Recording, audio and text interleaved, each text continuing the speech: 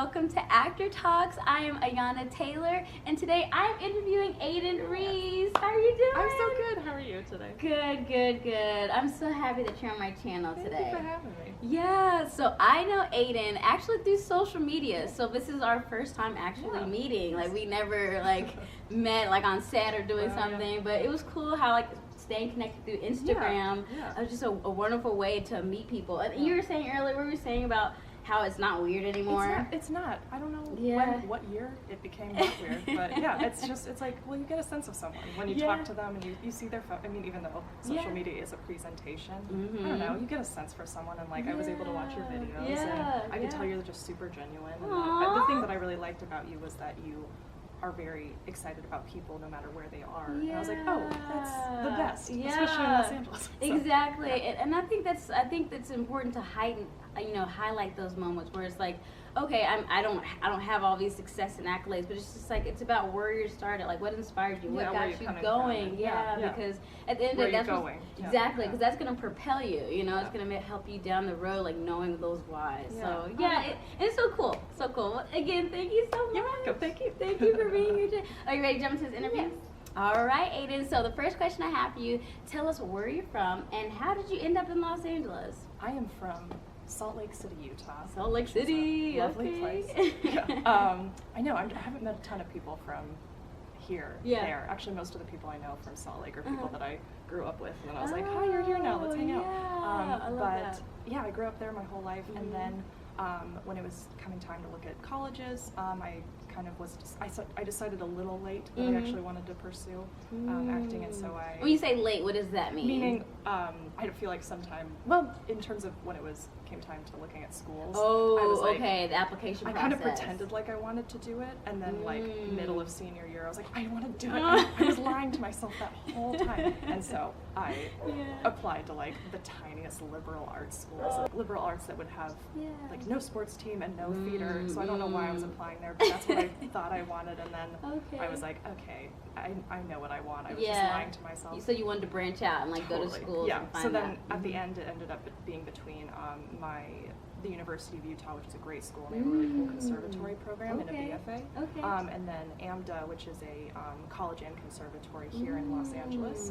And then it ultimately just came down to the fact that I knew that I wanted to move here at some point, and I was like, I just thought this school would be a really nice transition. Right, absolutely. And it was a lovely transition, because then you just have your people, and then within the first week of being in school, I was like, oh, this is fun. Yay! I get to do it from 9 a.m. to 7 p.m. and on. And it was wonderful. So you decided to coming down to Los Angeles? Yeah. Because I know you're in between those two colleges, and you ultimately decided. Yeah, and I even had a full ride to the state school, and I was like, but I just want to, Utah. And it was just one of those schools where because it's a commuter school, you feel like it's my neighborhood was the college, and I just felt like I needed to do something a little bit different. And I wasn't dying to get out of Utah, but it just felt like a good, I don't know. You're like, okay, I should take a leap, change, and it'll be good if my dad and I are a little farther away. I love him so much, so distance will be a wonderful challenge. Yes. You probably grew through that, being able to come home and see him, and just affirm that love and appreciation. Yeah, and it's not that far. It's you take a flight, you take a nap, and you wake up home. You're there. All right, cool. Cool, awesome. I love that. And so transitioning to Los Angeles, you said you loved it, and I guess, so did you feel like a relief whenever was it kind of scary at first making that transition and not knowing? Was it that movement part where you're like, I don't know, is this the right choice for me? Was there any anxiety with that move, with that process, or did you feel like this is what I want to do? I think, no, the anxiety was really only before I just graduated. Oh, okay. Because then you're hearing where everyone's going. Yeah. I remember we had this day, I went to a Catholic high school, and so anytime they gave us the opportunity to not wear a uniform, people jumped at it.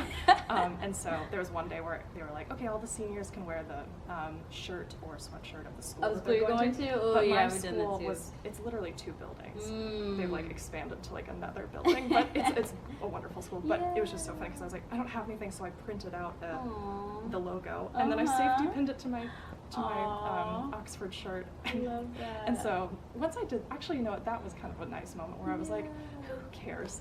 like, I was so kind of like, I'm going to this, like, it's not like college, but it's like a, and then I was apologizing for it, and so it was kind of fun to just be like, here's where I'm going. This is what I'm like, going. And this is what it is. Yeah, and then once I got there, they just made it so easy to transition with the structure of school. So, no, the only thing was culture shock. Like, they sell wine at the 7-Eleven, but not in Utah. It's like there's only beer at the grocery store, so that was the only difference. Yeah, okay, that's a big difference. That's funny. Last note, and then we'll move on to the next questions. But I commend you, because you said you had a full ride to Utah, and like more times than not, it's so easy just to take the easy route and just be like, okay, this is handed to me, I'm going to seize this opportunity. And I love that you saw that, and that was a great opportunity, but you knew what was inside, like you knew what you really wanted to do. And I just think that's just so commendable, just to pursue what you want and you know, put those opportunities away, because that was easily could have been like, oh, I'm gonna take this opportunity, you know, it's free money, but you were on a mission, and you made that choice, and now you're happy, like, you know.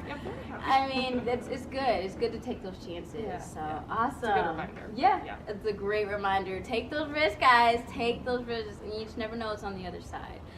So second question I have for you, tell us what actually inspired you to start acting. I know you just mentioned, like, I was holding back, like I didn't really realize what I wanted, but was there like a click? Was there like a moment, maybe you're in class and it was just like, I don't want to do this career that I have set for me? Oh, was there something that was a shift for you that was like, I want to pursue this and I want to go to school for this specifically?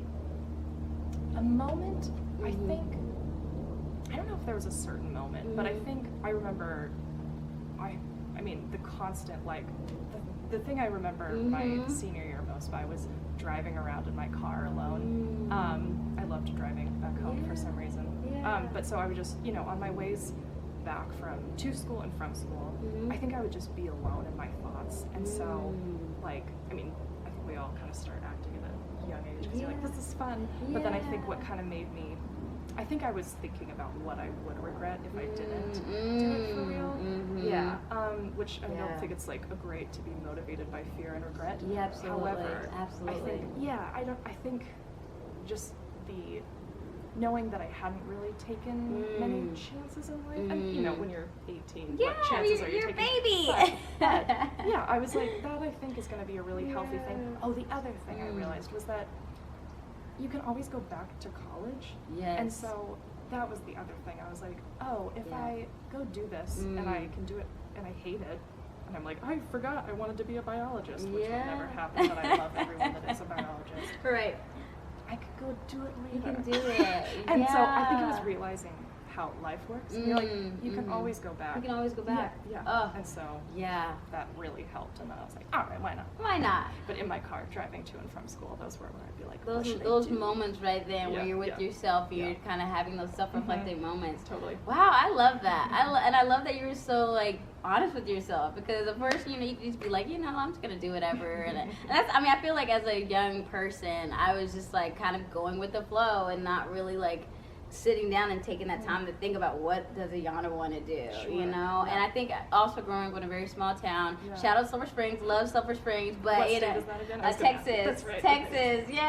I grew up in a really small town, and it was like the next step was college. It was just like, what are you gonna do with your life? What are you gonna do with your career? You gotta have something set in stone. So I think that mentality, like, okay, I need to get onto something. And then, like I said, I did get scholarship opportunity at the schools that I went to, and so it kind of like fell into place type of a thing, versus like, okay, what is it that I want to do? What about this school can really help me in terms of my career? So I love that you were kind of thinking about that, and like, okay, if I don't want to do this down the road, I can always go back to school. And so I love that. True. It's like you can be an actor and pursue pharmaceuticals. Yeah. You can be the smartest person ever. Yeah. And do everything. Exactly. And then it's only going to inform and make you better at everything you do. Absolutely. And then, you know, even on top of that, maybe, you know, a commercial comes by where they need that specific experience. And it's just like, I got it. Yes. Here I am. I loved when I worked, I was interning at a casting office, and they, it was for commercials, and so it would be like for Jared, and they're like, we need real jewelers. And I was so surprised at how many people would come in and they're like, I brought my tools. I'm like,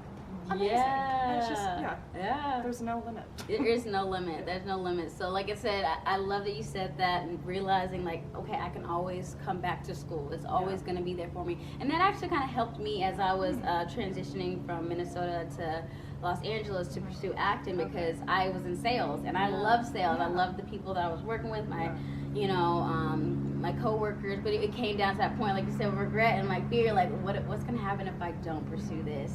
And then also the security, like, okay, sales is always gonna be here. Like if I want to get back to sales, it's going to be there. It's not a dying art or profession. Skill yes, it's never good. That profession will never die. No, we need always need it. Yes, totally. So that's awesome. That's awesome that you had that clarity as you're driving as an 18-year-old. I just love to imagine I lived little on Aidan. a hill, and so I was always like, it's a metaphorical hill. Driving up. No, I love that. I love that. Awesome. Okay, tell us, Aidan, what's the struggle that you're going through right now that you can share with us to kind of encourage us along as we're fumbling ourselves through this career of acting. We're all fumbling. Yes. That's wonderful. I think what my day-to-day, I really enjoy everything that I do. Like I enjoy my jobs.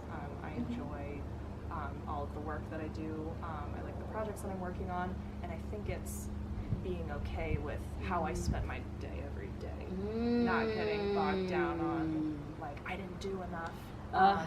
Girl, you're hitting a nerve. Oh my God, that's like totally. And it's but also being okay with so the struggle of like, did I spend too much time here or too much time personal life or work or passion project? But then what usually brings me back, and I have been better about kind of looking at it through this lens of, I mean, if I'm working at my relationship, then I'm only going to be a better actor because I'm only increasing my capacity for love and empathy.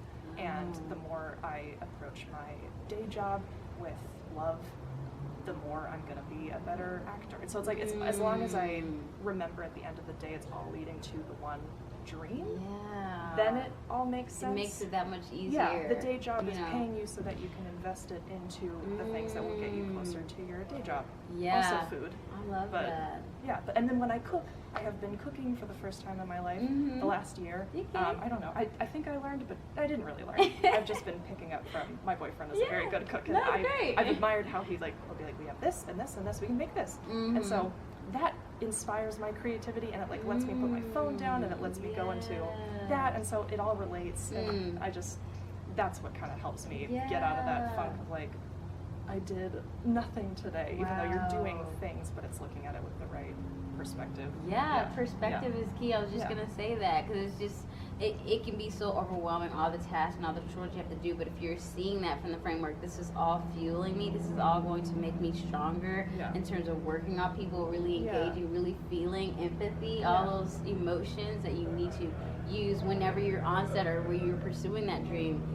It's all paid. It's gonna be a payoff. Yeah, exactly. Because it's like, why would we pretend to be people in stories if we're crappy people in real life and don't take the time to, be with the people that matter to us and be a good person when you're at your job, and like, why would we sell ourselves short there to then be a crappy actor?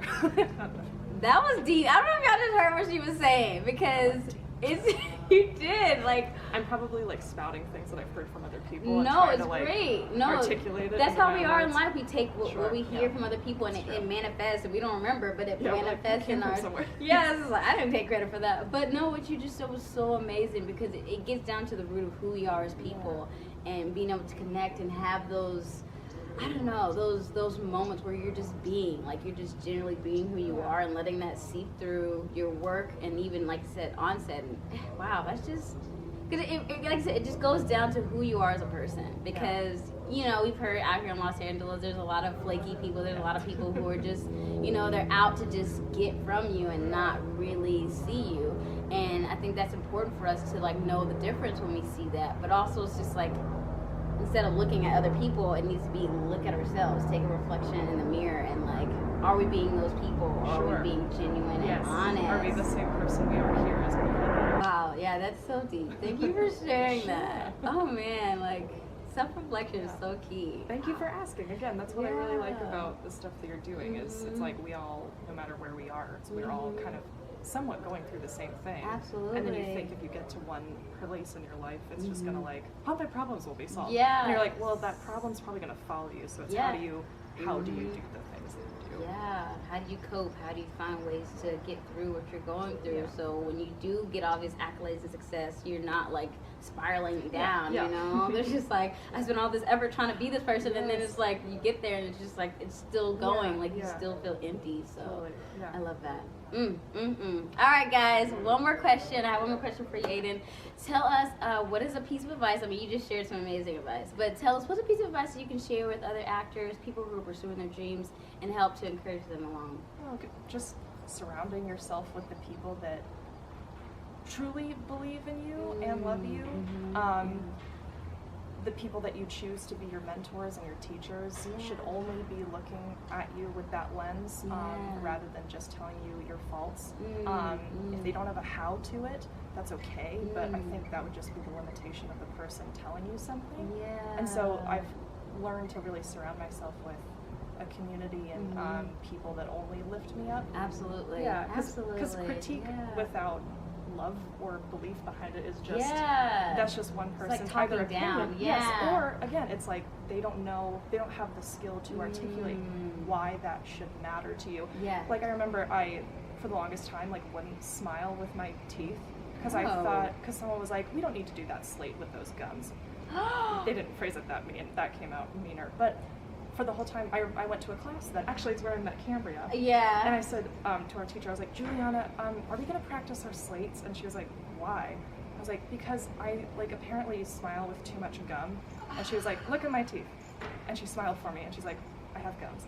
And that like changed my world. Because I was like, you're right, that one person was just, they're not wrong necessarily. It's not, but it was, people can't give their opinion, but it was hurtful and demeaning though. Like he definitely didn't mean it that way. Like I understand it was in a context of helping with auditions, but I was like, oh well, that's a good thing for me to know is to put that in context. That's the other thing is like surround yourself with the people that believe in you, but also when you take a critique or something, the context in which you're receiving it. Are they giving it to you as a teacher or a director or a casting sense? Like as a friend, as a fellow actor, like know that. So always understanding where it's coming from and then choosing, like it's okay to not to believe people when they tell you stuff. Like it's okay. I think that's the other thing is, you said you went to kind of like traditional conservative or with the.